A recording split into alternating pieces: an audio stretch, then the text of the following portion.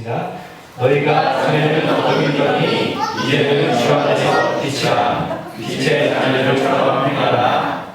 아멘. 예, 비가 오는 것은 예상 못했습니다. 갑자기 이렇게 오늘 오후부터 날이 흐려지더니 비가 내리더라고요. 비가 내리면 이제 교회가 주일날 비가 내리면 그렇게 안 좋지는 않다고 그럽니다. 요즘은 비가 오면 갈 데가 없어서 교회 온대요. 근데 이렇게 무슨 행사가 있으면 비가 오면 좀 안 좋습니다. 그래서 원래 오기로 하신 분들 중에서 안 오신 분들이 있는데 비 때문에 안 왔는지 아니면 기억을 못하는지 모르겠는데 아무튼 그렇게 됐네요. 교회가 그래도 뭐 괜찮죠? 네. 저는 나름대로 만족합니다. 저는 무엇보다 위치가 대림역에서 내리자마자 걸어오시는 분들 아시겠지만 2분이면 걸어오잖아요. 정말 좋은 위치에 있는 것 같고, 또한 사실 이 지역이 이렇게 화교가 많은 지역이더라고요. 제가 원래는 몰랐어요. 근데 이제 계약하러 이제 오면서 보니까 이쪽에 지금 대림역 이쪽 편에는 한 절반 정도가 화교라고 하고요. 저쪽 편으로 이제 대림역 저쪽 편이랑 이제 도로 쪽 이쪽 건너 쪽은 70%에서 80% 이상 화교라고 하더라고요. 그래서 뭐 하나님이 일부러 뭐 화교 선교하라고 이쪽에 보내셨는지 아니면 뭐 다른 의도가 있으셨는지는 잘 모르겠지만 일단 이쪽에 와서 했습니다. 하면서 참 한 2달 동안 이제 예배를 이제 주일날 첫 예배를 드리고 이렇게 지내면서 거의 이제 여기 있는 시설들은 대부분 다 이제 저와 비슷한 형편에 있는 목사님들이 주셨어요. 별로 이게 보면은 다 어려운 분들이 주셨어요, 대체로. 그리고 어떤 교회 중에서 이제 개척하신 목사님, 물론 그게 큰 교회인데 개척하신 목사님이 이번에 앰프를 저걸 바꿔주시고 믹서로 바꿔주시고 소리가 한쪽에서 안 났었는데 그거 바꿔주시고 그 다음에 이것저것 해서 좀 도움을 주셨어요. 그래서 잘 자란 것들도 돈이 많이 들어갔지만 이제 큰 것들이 이게 한 개에 막 몇십만씩 하잖아요. 근데 이런 것들을 다 이렇게 마련을 해주셔서 그래도 다행히 뭐 큰 돈 안 들이고 이제 시작할 수 있게 됐던 것이 참 큰 은혜였습니다. 제가 24살 때 고등부 수련회를 갔었습니다. 고등부 수련회를 보조교사로 따라갔었어요. 그래서 거기서 갔을 때 저희들은 사실 뭐 하도 아는 형이 가자고 해서 동방교회 김희태 목사님 아들입니다. 그 형도 이제 목회라고 했는데 그 형이 자꾸 이제 저희를 꼬드겼어요. 이제 좀 가자 이렇게 해가지고 그래서 제 친구 형민이라는 친구가 둘이 이제 마지못해서 사실상 다 갔습니다. 가서 우리들이 할 게 없는 거예요. 할 게 없어서 형 우리 왜 오라고 했어요. 특별히 이제 그 전날 결정하고 왔으니까 보조교사도 원래 정해져 있잖아요. 근데 저희는 전날 결정 왔으니까 아무것도 직책이 없는 거예요. 그러니까 형이 하는 말이 너희들 기도하라고 불렀어. 기도나 임마 이러는 거예요. 그래서 저희들이 이제 형민이라는 친구가 기도하기 시작했어요. 근데 그 형민이라는 친구가 좀 여기 아시는 분들도 있지만 형민이라는 친구가 좀 약간 무식하게 생겼어요. 축구를 좋아하고 되게 이렇게 공부가 이쪽으로 잘하잖아요. 그래서 제가 그때 느낌으로 저는 그래도 나름대로 신앙생활 열심히 하는 사람을 속해한다고 생각을 했었고 이 무식하게 생긴 친구보다는 좀 기도를 많이 하고 싶었어요. 그래서 기도를 제가 그때 당시 많이 하는 사람이 아니었는데 한 5분 정도 하면 제가 원래 못하는 청년이었거든요. 그래서 기도를 한 10분 정도 했어요. 그리고 눈을 떠보니까 이 친구가 계속 기도를 하는 거예요. 얘보다는 많이 하고 싶은 생각에 기도를 하기 시작했는데 그것이 기도 경쟁이었어요. 수련회 동안 몇 시간이 됐는지 모르겠습니다. 그렇게 하고 이튿날이 되었는데 그날 이 친구도 그렇고 저도 그렇고 성령의 강한 체험을 하게 돼요. 그러면서 내가 정말 이렇게 보면 사도 바울도 이제 예수 그리스도께서 빛으로 찾아오셔서 그에게 역사하시는 장면이 나오잖아요. 근데 저에게도 강한 빛으로 들어왔습니다. 제가 눈을 이게 뜰 수가 없는 거예요. 너무 그것이 환하고 너무나 밝아서. 그러면서 이렇게 되게 막 바닥에서 뒹굴기도 하고 그러면서 제가 알 수 없는 언어가 나오기 시작하고 하면서 제가 그때 그런 생각들이 들었어요. 내가 모태신앙으로 이제까지 자라왔고 내가 그래도 나름대로 신앙생활을 잘한다고 생각을 했는데 그 성령 체험한 순간 나에게 느껴지는 그 감정은 엄청난 내가 죄인이었구나. 그리고 내가 이제까지 신앙생활을 제대로 한 게 아니었구나. 내가 24년 동안 헛살았구나. 그런 생각들이만 지나가면서 하나님 주님 왜 이렇게 벌레만도 못한 저를 구원하셨습니까? 하나님 그냥 안 오셔도 나를 구원하지 않으셔도 됐는데 왜 구원하셨습니까? 너무나도 평범 울었어요. 그러면서 그분께서 나에게 베풀어 주신 사랑이 엄청나게 크게 느껴지기 시작했습니다. 그 순간 이제 저에게 있었던 많은 것들이 이제 바뀌기 시작했어요. 24살 동안 가지고 있었던, 그동안 제가 자라오면서 얼마나 많은 것들이 제 세계관에 영향을 주었겠습니까? 그런데 제 모든 세계관, 가치관, 이성관, 물질관, 모든 생각들이 다 변하게 시작했어요. 단 30분 정도밖에 안 걸렸을 것 같아요. 그 순간 제가 24년 동안 신앙이 성장한 것보다 훨씬 큰 신앙의 성장이 그 순간 있었다고 저는 생각합니다. 그 체험을 하고 나서 저는 완전히 인생이 180도 바뀌기 시작했습니다. 교회에서도 갑자기 달라지기 시작했고 또한 학교에서 다 달라지기 시작했습니다.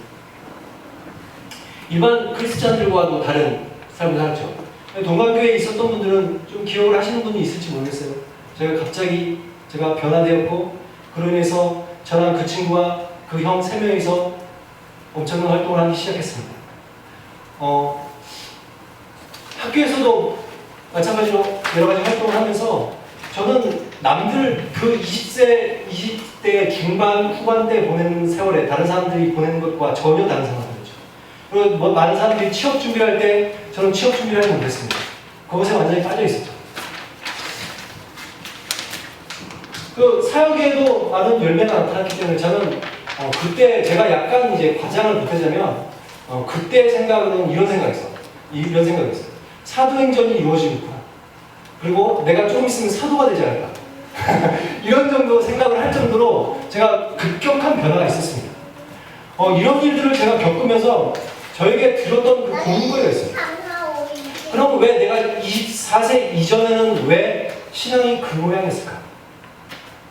그리고 많은 사람들을 보는데 그 사람들은 왜 수십 년 동안 신앙생활을 하면서 왜 그저 그런 신앙생활을 하고 있을까? 그런 고민에 굉장히 빠지기 시작했습니다. 그래서 제가 그것을 알려고 굉장히 노력했는데 나중에 제가 그것에 대해서 이런 생각을 하게 됐어요.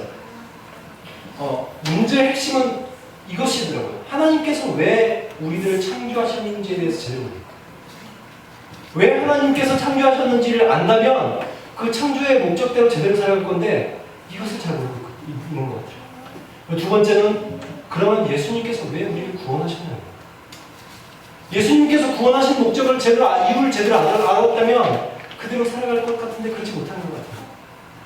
이것은 이런 질문하고도 사실 똑같습니다. 내가 누구인지에 대한 질문이죠. 여러분이 누굽니까? 세상에서 내가 누구인지에 대한 대답은 제대로 못합니다. 설교 때도 제가 주일 설교 때도 말씀드렸지만 많은 사람들, 권위 있는 많은 사람들을 모아놓고 당신은 누구입니까? 라고 질문했을 때 그들은 인생에 대해서 잘 못합니다. 그리고 한 가지 질문은 더 그거죠. 나는 왜 그래서 여기 있냐? 내가 왜 이 땅에 살아가고 있냐? 물론 이것이 우리들이 교회를 오래 다니고 또한 성경 말씀을 계속 읽다 보면 대체로 알게 되는 것들이죠. 그런데 많은 경우에 성도들이 이것을 정확하게 구체적으로 누군가가 얘기해 주지 않으면은 심지어 평생 모르고 살아가는 성도들이 굉장히 많다는 거예요. 그래서 저는 확실히 이것을 이야기해 주기로 결정했습니다. 오늘 말씀 에베소서 5장 8절 말씀 다시 한번 보도록 하겠습니다. 시작. 너희가 전에는 어둠이더니 이제는 주 안에서 빛이라 빛의 하늘들처럼 해라. 저는 이 한마디에 하나님께서 우리들에게 주시고자 하는 놀라운 메시지가 담겨 있다고 생각합니다. 여기 보면 어둠이 나오는데 우리들이 성경을 조금만 알아도 이 정도의 의미는 다 알잖아요. 그죠? 어둠이 지금 뭘 말하고 있는 거예요? 예수 그리스도를 믿기 이전의 상태는 우리들의 상태를 얘기하는 거죠. 우리들의 상태는 그 타락해서 전적 무능력, 전적인 그 타락 가운데 우리들이 살아가고 있습니다. 그래서 이런 상태에서 우리들이 소망이 없죠. 우리들에게 남겨진 것은 남겨진 것이 아니라 이미 우리들의 상태는 어떤 상태라고 성경이 말하고 있어요? 죽음 그 자체로 있어요. 그죠? 우리들의 삶은 지금 사망이에요. 이 상태에서 우리를 살아가고 있다면 이것이 어둠이죠. 빛이 전혀 없어서 우리들은 그 어둠 가운데 살아가고 있는 인생이 우리 인생이라고 얘기하고 있어요. 근데 여기에 보니까 무엇이 비치기 시작해요? 빛이 비추기 시작해요. 이 빛도 우리들의 성경을 조금만 알면 우리들이 아는 이제 빛이 뭘 얘기하고 있어요? 예수 그리스도를 의미하는 거잖아요. 그렇죠? 예수 그리스도께서 우리들에게 비춰주신 빛, 그 빛으로 인해서 우리들의 어떻게 되겠어요? 그래서 우리 가운데 예수 그리스도께서 찾아오실 때 마치 자연의 빛이 비출 때 많은 식물들과 많은 동물들이 살아갈 수 있는 것처럼 그들에게 빛은 생명이잖아요. 그죠? 그것처럼 우리들에게 비춰주신 예수 그리스도의 빛이 어떤 거예요? 우리들에게 생명이 되었다. 그 이전에 우리들의 사망과 죽음이 있었으나 우리의 생명으로 옮겨졌죠. 이것이 성경에서 말하고 있는 것이죠. 근데 여기 보면 예수 그리스도께서 오신 이유를 우리들이 알 수 있는 구절의 내용이 한 개 더 있는데 여기에 보면 빛의 자녀들이라는 말이 있어요. 여러분 예수 그리스도께서 이 땅에 오신 이유를 뭐라고 생각하세요? 예수님께서 이 땅에 오신 이유가 단지 우리들의 사람들이 구원받는 것 때문에 오셨나요? 많은 사람들에게 예수 그리스도께서 왜 오셨습니까? 라고 얘기하면 많은 사람들이 이렇게 얘기해요. 예수 그리스도께서 우리를 구원하기 위해서 오셨다. 예, 맞는 말입니다. 그런데 구원이 끝인가요? 단지 그것 때문에 오셨나요? 근데 오늘 구절에서 보니까 예수님은 다른 얘기를 하고 있어요. 한 가지 더 얘기하고 있죠. 어떻게 하라고? 빛의 자녀들처럼 행하라고 하고 있어요. 여러분, 이 빛의 자녀들로 하나님께서는, 예수님께서 이 땅에 어두운 가운데 찾아오셔서 빛을 비춰주신 이유가 뭐라고요? 빛의 자녀들로 살아가게 하시기 위해서 이 땅에 오셨다고 얘기하고 있어요. 그럼 빛의 자녀들이 무엇인지 우리들이 알아야겠죠. 그런데 여기서 나오는 이 빛의 자녀들이라는 의미가 다시 우리들이 회복해야 될 하나님의 형상을 얘기하고 있습니다. 이것이 하나님의 형상에 대한 의미는 처음에 어디에 언급하고 있어요? 창세기 1장에 인간을 만드실 때 언급했던 거예요. 그죠? 창세기 1장 26절, 27절에 하나님께서 하나님의 자기의 형상으로 만드시면서, 맞죠? 그렇게 하면서 우리들에게 말씀하셨던 것이 하나님의 형상이었어요. 우리들이 하나님께서 이 하나님의 형상으로 우리들을 만드셨는데 그것이 구약적 표현은 하나님의 형상이었다면 신약을 넘으면서 예수님께서 우리들에게 다시 제시해 주신 말씀은 빛의 자녀들이에요. 제가 빛의 자녀들이라는 이름을 여기 쓰는 거죠. 하나님께서 원래 회복하고 싶어 하시는 본현상. 여러분, 우리들이 창조의 기사를 읽습니다. 읽다 보면 참 흥미로운 것들을 보게 돼요. 창세기 1장 1절 보면 하나님께서 태초에 천지를 창조하셨다고 얘기하면서 쭉쭉 이제 나오잖아요. 그죠? 그러면서 6일간 동안 하나님께서 여러 가지를 만들기 시작하시죠. 그죠? 6일 동안 하나님께서 자연들을 여러 가지를 만드시면서 그 만드시고 나서 그 클라이막스가 되는 순간에 하나님께서 뭘 하셨어요? 최고의 정점에서 하나님께서 뭘 하셨죠? 그때 인간을 만드셨어요. 6일날 마지막. 하나님의 그 창조의 정점은 클라이막스는 인간 창조였습니다. 그런데 하나님께서 인간을 만드시면서 왜 이 앞에 있었던 6일간의 창조의 사건들은 왜 그러면 있었다는 거 같이 아시겠어요? 앞에 6일 동안의 창조는 단지 한 개 때문에 만드신 거예요. 사람 때문에 만드신 거예요. 많은 자연들과 많은 우주를 만드시면서 이것이 왜요? 사람들이 주를 만드셨어요. 이거하고 똑같죠? 부모가 자녀를 너무나 사랑해요. 그래서 그 자녀를 위해서 집을 잘 만듭니다. 그리고 가구를 들여놓고 여러 가지 물건을 사봤어요. 그러면서 주인이 부모가 뭐라고 생각해요? 아, 이제 참 좋다. 이제 내 자녀들을 저 집으로 보내드릴까. 새로 결혼한 신혼부가 있다면 부모가 그런 말이겠죠. 돈이 없어서 문제지, 돈 있다면 그런 말. 그런데 그것이 하나님이야. 이렇게 아름다운 자연을 만들고 그 자연을 보면서 정말 좋구나. 이제 내가 사랑하는 인간들을 위해서 마련한 집이 완성됐어. 이제 이들에게 집을 주면 되겠다. 그렇게 해서 우리들에게 집을 주시죠. 하나님의 관심은, 하나님의 포커스는 오직 인간에게 맞춰져 있었어요. 우리 인간을 하나님께서 계속 보고 계십니다. 하나님 어디 가시나 항상 하나님 만약에 우리 인간과 같은 육체를 가지고 있다면 어디 가시나 우리 그 하나님의 눈빛은 항상 우리만을 보고 계실 거예요. 그렇게 우리들이 하나님께서 바라보시면서 하나님께서 그렇기 때문에 이 인간에게 맞춰져 있는 초점, 그렇기 때문에 이 인간을 만드실 때 어떤 고민들을 하시겠어요? 하나님, 이 인간은 무엇의 형상을 본받게 만들고 계십니까? 여러분, 많은 것을 본받게 만들 수 있어요. 나무를 본받게 만들 수 있고 돌을 본받게 만들 수 있어요. 동물들을 본받게 만들 수 있어요. 그런데 성경은 하나님의 형상을 본받게 만듭니다. 왜 굳이 하나님의 형상을 본받게 만들어요? 이 하나님께서 우리들의 인간을 창조하실 때 하나님의 형상으로 창조하셨다는 데는 적어도 굉장히 중요한 두 가지 의미를 내포하고 있습니다. 첫 번째로는 하나님께서 우리들과 친밀하기를 원하신다는 게 내포되어 있어요. 그렇지 않다면 우리들에게 우리들 하나님의 형상을 만들 필요가 없습니다. 그냥 개의 형상으로 만들어도 충분하겠죠. 그런데 하나님께서는 우리와 친밀한 교제를 나누고 싶으신 거예요. 그래서 우리를 어떻게 만드셔요? 하나님 형상으로 만드십니다. 우리들에게, 인간들에게 인격적인 존재를 만드십니다. 어떤 피조물을 인격적 존재를 만드셨나요? 물론 천사가 인격적 존재이긴 하죠. 그러나 그들은 처음부터 종으로 만들었어요. 그들에게 하나님의 형상으로 만들었다고 얘기하지 않습니다. 누구만 하나님의 형상을 만들었어요? 인간만 만드셨어요. 무엇 때문에? 우리가 친밀해지고 싶어서. 이것이 하나님께서 인간을 창조하신 목적이에요.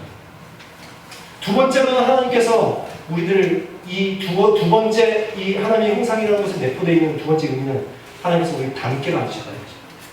여러분, 형상대로 만들었다는 건 곧 무슨 말이에요? 닮도록 만들었다는 거죠. 사람들은 하나님을 닮게 지어졌습니다. 무엇을 닮나요? 하나님의 성품, 하나님의 생각, 하나님의 행동들을 닮습니다. 하나님의 원칙들을 닮죠. 이것을 우리를 닮도록 하나님께서 우리를 만드셨다고 성경은 말하고 있는 것이죠. 즉 하나님의 DNA를 우리들이 가지고 있는 거예요. 하나님 이렇게 우리들이 하나님을 닮도록 만드셨어요. 마지막 세 번째는 이 두 가지는 이미 이 하나님의 형상이란 말에 내포되어 있기 때문에 언급할 필요도 없습니다. 그러나 세 번째 얘기는 꼭 해줘야 되죠. 이들이 그래서 이 땅에서 무엇을 하고 살 것인가에 대해서 하나님께서 말씀해 주기 시작합니다. 그래서 창세기 1장 26절과 28절에 나오죠. 뭐라고 하고 있어요?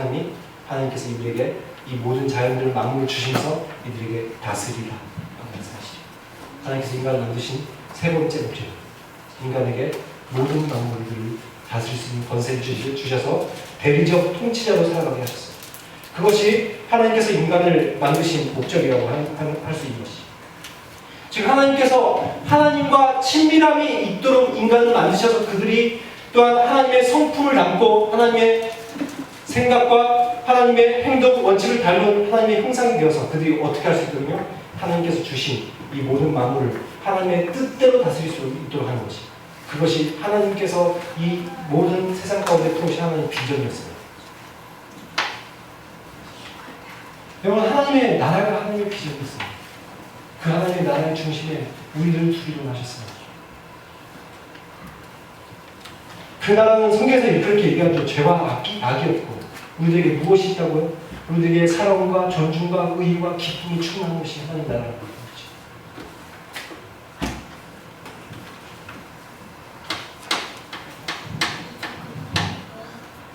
그런데 우리들의 인간들에게 어떤 문제가 생겼나요? 문제는 아담이 선악과를 따먹기 시작하면서 문제가 생겼어요. 물론 그것은 아담이 대표성을 띈 인간이었기 때문에 우리 모든 사람들 가운데 죄가 들어오기 시작합니다. 그러면서 세상에 죄가 들어와서 모든 인간이 어떤 일들이 벌어졌어요? 하나님과의 관계가 깨지면서 하나님의 형상대로 살아갈 수 없게 된 거예요. 이것이 가장 큰 문제였습니다. 우리들이 도저히 하나님의 형상답게 살아갈 수 없는 거예요. 전적인 타락과 무능력, 이 상태로 우리들이 아무런 소망이 없죠. 하나님께서 원래 만들어주신 목적대로 할 수 있습니까? 아니요. 인간이 타락하자 모든 것이 타락하기 시작합니다. 하나님께서 우리에게 다스리는 권세를 주셨기 때문에, 하나님께서 이 우주를 다스릴 수 있는 것을 우리에게 주셨기 때문에 우리가 이 다스리는 자가 타락하니까 어떻게 돼요? 세상 만물이 다 타락하기 시작합니다.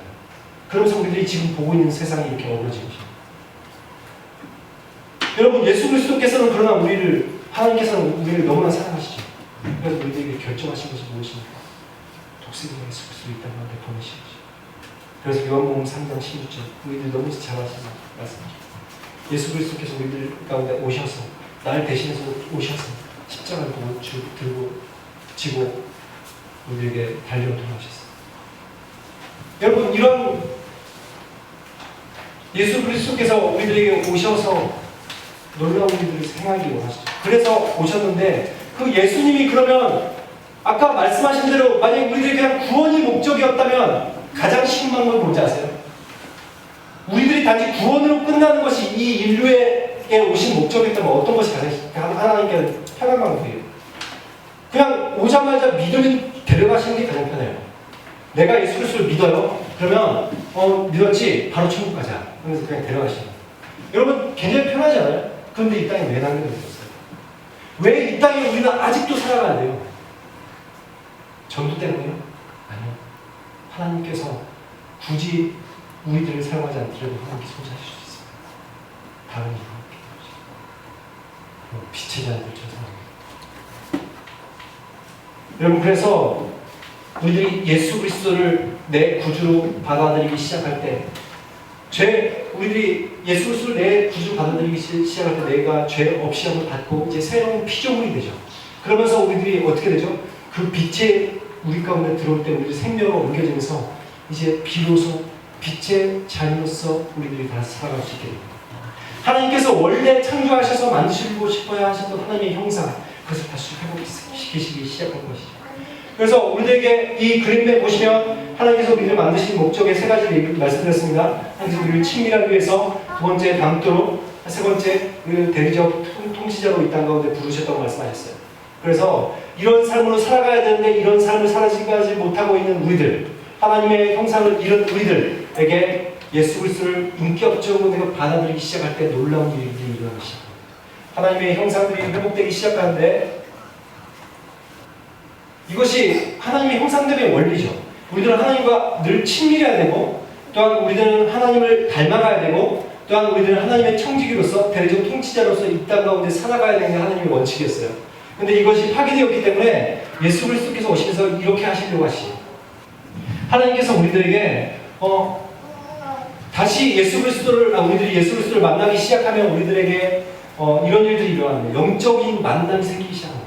이전까지는 우리들이 하나님과 관계가 단절되어 있었기 때문에 하나님을 만날 수 없었어요. 근데 이제부터 하나님을 만나게 됩니다. 다시 하나님과 친밀한 교제를 나눌 수 있는 것들이 열리기 시작합니다. 저는 하나님과 가장 친밀해지는 방법은 여기에 나와 있는 세 가지 방법이라고 생각합니다. 우리들이 하나님의 말씀을 보고, 또한 묵상을 하고, 우리들이 기도할 때 하나님께 나갈 수 있다고 생각해요. 여러분, 하나님께서 원하시는 건 이겁니다. 우리들이 하나님과 친밀해지는 것. 다시 이렇게 되길 원하셔요. 두 번째로, 우리들에게 성품의 변화와 성경적 원칙대로 살아갈 수 있게 되는 거죠. 이렇게 우리들이 하나님과의 친밀함 가운데로 들어가면 그 사람은, 하나님과 친밀한 사람은 그 하나님을 닮게 되어 있어요. 여러분, 자녀가 부모를 닮는다고 얘기하고, 또한 부부끼리 닮는다고 얘기하고 있잖아요. 그죠? 왜 닮아요? 친밀함이 있기 때문이죠. 하나님과 친밀하면 우리는 닮게 되어 있습니다. 우리들이 어떤 노력을 해서 하나님을 닮는 게 아니에요. 내가 하나님과 그분과 친밀하면 그분을 닮게 되어 있어요. 하나님께서 우리들이 다시 하나님을 닮아서 우리들이 하나님의 성품대로 살아가고 성경적 원칙대로 살아가기 원하시죠. 세 번째로는 이렇게 말씀대로 살아가기 시작하면 세상을 놀랍게 변화시킬 수 있는 대리적 통치자의 삶을 회복되기 시작합니다. 사역의 열매가 나타나기 시작하는 것이죠. 이것이 우리들에게만 이런 것들을 살아가라고 말씀하시지 않고 예수님도 동일하게 본을 보여주셨습니다. 예수님은 둘째 아담이라고 성경 말하잖아요. 그죠? 둘째 아담이고, 예수님께서 그래서 아담이 이루지 못한 언약을 하나님께서 그대로 이루기 원하셨어요. 그러면서 하나님께서 예수 그리스도께서 이 땅에 오셔서 이런 일들을 행하시, 똑같이 하나님과의 관계에 집중하기 시작하면, 그래서 하나님께 그 그리스도의 삼중직 중에서 제3장직이 해당되는 거죠. 하나님과의 관계 가운데 나가는 거예요. 하나님을 향하여 그가 나가기 시작하는 거예요. 그리고 하나님 두 번째로는 선지자직이 있잖아요. 그리스도의 삼중직 중에서 선지자직은 사람들을 향하여 나갔던 사람들이죠. 그죠? 사람들에게 하나님의 입장에서 말하는 사람이었어요. 그리고 하나님의 성품대로 살려고 했던 사람이 선지자. 그 삶을 살아냄으로써 성경적 원칙대로 살아가고, 또한 그리스도의 성품을 드러냄으로써 그가 하나님, 여전히 예수 그리스도도 하나님께서 원하시는 하나님의 형상임을 보여줍니다. 마지막 세 번째로, 그래서 세상의 대하에는 어떻게 했어요? 세상의 대하에서는 하나님의 놀라운 하나님의 나라가 무엇인지 보여주기 시작했어요. 그래서 많은 사람들을 고치시고 가르치시고 전파하시죠. 이것이 사역의 열매로 나타나죠. 예수 그리스도께서 우리에게 먼저 본이 되어서 이렇게 살라고 말씀하고 계십니다. 그래서 우리들이 이런 삶을 살아가야 되는데, 문제는 내가 이렇게 살려고 해도 내 스스로 살 수 없다는 데 문제가 있어요. 그래서 하나님께서는 교회라는 좋은 공동체를 주시기 시작했습니다. 그래서 교회라는 곳에 들어가면 이런 것들을 해야 되는지 정상적이죠. 교회라는 것이 원래 어떤 일이에요? 먼저는 불신자를 향하여 해야 되는 것들이 있습니다. 하나님께서 인류를 향한 두 가지 뜻이 있거든요. 한 가지는 불신자를 향한 뜻이에요. 불신자를 향하여 구원을 베푸는 것이죠. 두 번째로는 신자를 향한 하나님의 뜻입니다. 신자를 향한 뜻은 하나님이 신자를 향하여 거룩한 삶을 살기 원하십니다. 그래서 구원받은 백성이 거룩한 삶을 살게 되는 것이 원래 우리의 모습이거든요. 그것이 빛의 자녀들의 삶이거든요. 거룩한 삶이 빛의 자녀들의 삶이에요. 그래서 교회에서는 어떠한 교회가 되어야 되는 거예요? 그렇게 모든 사람의 빛의 자녀의 모습을 살아갈 수 있도록 만듭니다. 하나님과의 관계에서 하나님과 친밀한 가운데 나오게 할 수 있는 것이 교회에서 무엇으로 드려지고 있어요? 예배라는 것을 통해서 드려지죠. 그래서 예배라는 것은 하나님을 인격적으로 만날 수 있도록 해주는 것이 예배가 되어야 됩니다. 두 번째로는 훈련을 통해서 우리들이 하나님께 더욱더 하나님의 성품을 닮아가고 또한 성경적 원칙대로 살아갈 수 있게 됩니다. 우리는 그렇기 때문에 우리의 소그룹 모임이라든지 우리들의 제자 훈련이라든지 이런 것들이 반드시 있어야 돼요. 이것에서 그냥 우리들이 공부를 끝내는 것이 아니라 이 사람의 성품을 터치를 해야 되는 거예요. 이 사람들이 성경적 원칙대로 살아갈 수 있도록 내가 직장에서 내가 학교에서 그렇게 살아갈 수 있는지 그것을 터치해야 돼요. 그런 훈련을 받아야 되는 것입니다. 세 번째로 그래서 우리들이 이렇게 살아갈 때 우리들의 가정, 직장, 학교에서 성경적 원칙대로 실천하며 살아갈 수 있는 사역의 열매가 나타날 수 있는 삶을 살아갈 수 있도록 계속해서 도전을 주고 또한 그런 삶을 살아갈 수 있도록 옆에서 돕는 것이 바로 교회의 역할이라고 할 수가 있을 것입니다. 그렇게 되면 이 빛의 자녀들 하나님의 형상들은 선한 삼순한 구도를 갖게 됩니다. 바로 우리들이 하나님과의 친밀한 가운데로 들어가면 하나님을 닮게 되고 그러면 하나님의 청지기로서 이 땅 가운데 살아가게 되는 거죠. 이것이 하나님께서 원래 원하시는 형상이라고 했습니다. 그래서 다시 회복되는 우리의 형상이 말씀, 묵상, 기도를 통해서 하나님과 인격적인 만남을 계속해서 갖고 그런 사람들은 어떻게 되기 시작해요? 성품의 변화가 일어납니다. 내 삶 가운데 이전까지 있었던 세상적 원칙이 아니라 성경적 원칙대로 살아가기 시작합니다. 그런 사람들이 어떻게 돼요? 사역에 놀라운 열매들이 나타납니다. 그것이 어떤 것으로 나타나요? 내 직장의 문화를 변화시키기 시작합니다. 내 학교를 변화시키기 시작합니다. 내 가정이 불신집안이었을지라도 그 집안은 하나님의 나라가 임하는 겁니다. 그렇게 해서 어떻게 해요? 내가 변하기 시작했을 때 내가 내 가정이 변하고 나아가서 내 이웃과 내 학교와 내 직장이 성경적 원칙대로 다시 변화가 됩니다. 하나님께서 원하시는 하나님의 나라 이것이 아닙니까? 내가 단지 구원받고 끝나는 것이 아니라 하나님 나라가 이 땅 가운데 임하는 것이죠. 하나님의 형상대로 모든 사람들이 살아갈 수 있게 되는 것이죠. 그것을 위해서 하나님께서 교회를 부르시고 우리를 이 땅 가운데 계속해서 두셔서 이 땅 가운데 살아가게 하신다는 것입니다. 그래서 결국 에베소서 4장 13절에 말하는 건 우리들이 점점 우리의 믿음이 자라가서 그리스도의 장성한 분량까지 우리들이 자라가는 것이다. 하나님께서 바라시는 하나님의 분량입니다. 저는